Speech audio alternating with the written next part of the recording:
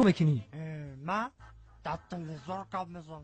خیلی بیشی همونجا کو سر میکنی بیشی. همونجا بشینم. اخبار گفت.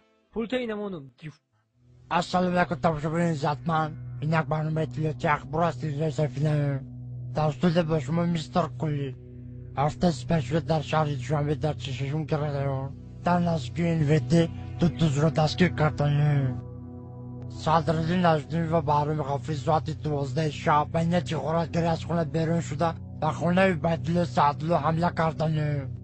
عبیدالله سعدلو در حالت مست خواب بوده. از کاسه عبیدالله سعدلو 180 درم از درون شیفانیر عبیدالله سعدلو چیزهای قیمت بها، تو فیلم میکا، تو پرکالو، تو پچکا چای، تو پرنسکی و دو ترکانی خونه رو زیر کرده گریختن.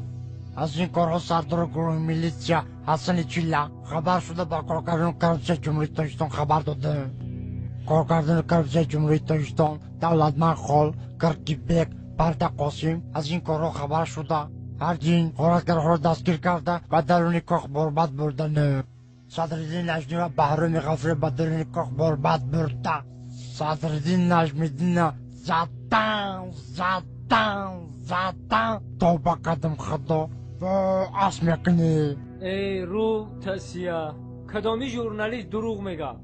تو در تلویزیون گپ زده استی تو رو تمام جهان تماشا میکنه. تو دروغ میگی؟ تو رو خلق بدون چیکار میکنه؟ سنگ شپت میکنه.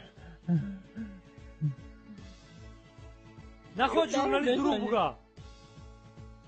چون دارو بزنی؟ تو فالبینی دروغ گفته استی.